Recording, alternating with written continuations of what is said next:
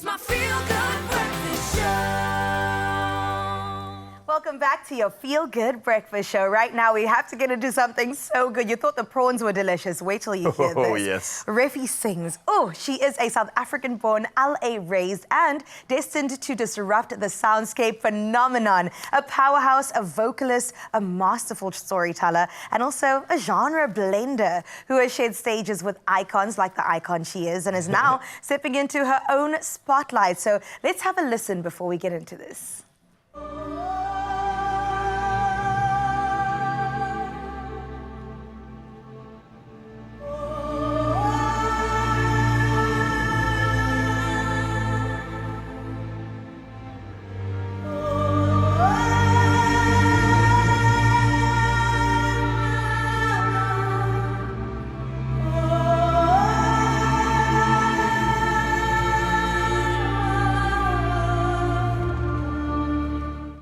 Ladies and gentlemen, put your hands together for Refi Sings!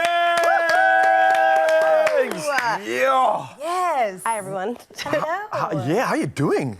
I'm good. Happy Easter. Happy Easter to you. Good Friday. Welcome back to South Africa as well. I hope it's a good return. But more so, what kind of sound am I hearing? When you did a sound check this morning, I was like, okay, I think what this is about. She's got like an island voice. Then you did another song. Then I was like, is that opera? Then I hear this and I'm like, is this... What is that sound? How would you actually describe this gift that you are sharing with the world right now? Your sound, your flavor, your voice. Can you put a name to it? Probably bicontinental. Bicontinental? Yeah. Wow, a child of the world. Really am. The most consistent places in my life have been what? Backstage, on stage, and on a plane, so. Oh, wow, okay. Yeah. It makes sense. That totally makes sense. Yeah. But I do wonder, I mean, just feeding off of that, so how do you formulate your voice? How do you find your sound? I mean, if you ask me, I've been singing since I came out of the womb crying a melody. Literally. But when everyone else started to tell me to stop screaming and keep doing it was somewhere around 9 years old, I think. 9 years old. Wow, this absolutely makes sense because you don't just wake up and sound the way you do. No. And trust me, Mzansi, there's something incredible to look forward to when you hear this. But look at that. Not yet 9, but definitely I'm sure you were singing something at that age with all the I'll color. put that on, though. Yeah. You can't remember that moment, can you? I picked that outfit. I was going to say the outfit's eating. I sure did. Eating, So you're made for the front end from a young age already, on fleek with the fashion here? You know, when you are raised in the household that I was, to just be bold is not really a choice. It's just kind of who we are. And talk to me about that upbringing. What was that like for you? What were the parents' influence like for you? Was it something that you couldn't hide away from? Was it something that you were forced to do? Well, to hear my parents say it, I've had the same dream since I was 3. Wow. It's just been different variations, except when I was 3, I thought I wanted to be Janet Jackson. Now it's, you know, it's grown into this own thing, my own being. But in our household, there was always music. Yeah. Always, whether it was going with them to Lion King rehearsals when I was a toddler, or road trips from Durban to Cape Town where we're listening to Bob Marley, Seal, Sade, and Josh Groban. Oh, good taste. Wow. Singing in harmony, you know, it's been a constant. It's a part of our lives. I love this. And just for context, in case you don't know, Lebo M is, of course, her father. And you've just had such an incredible career in and of yourself, because I know that it can maybe be a little bit of pressure, but I love that you've stepped out with your own vibe, your own voice, your own aesthetic, your own thing going on. Absolutely incredible. You've also worked with other artists that are just as amazing. I mean, you have the likes of Hans Zimmer, one of my favorites, Anderson massive .Paak. fan. Another massive fan. Wow. And Andre Day, what an incredible vocalist. I mean, what was that like for you? And was it something you expected to happen in your life?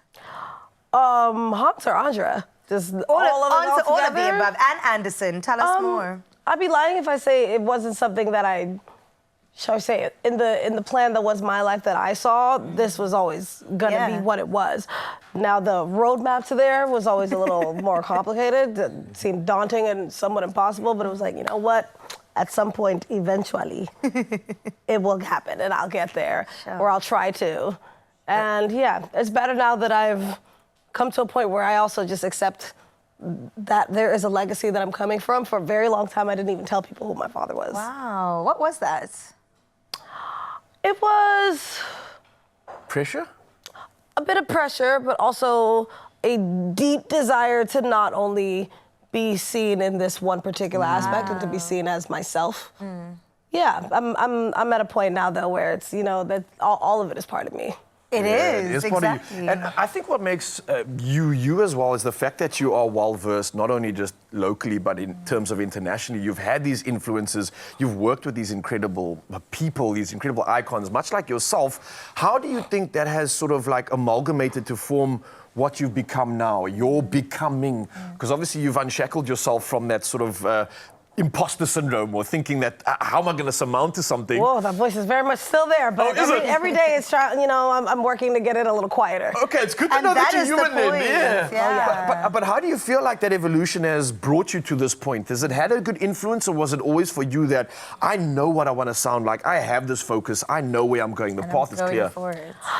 I think at first there was the thought of, oh, I know what I want to sound like, but then I guess really coming into myself was, this is what I sound like, and this is what I have to love and work with what I have. Because I think a problem a lot of vocalists, like myself in my early years, have is trying to sound a certain way or trying to fit a certain box, as opposed to just accepting the voice that we have and working with it and trying to not, you know, fit a square into a circle. Right. Can we say that for the people at the back? I love that. Yeah.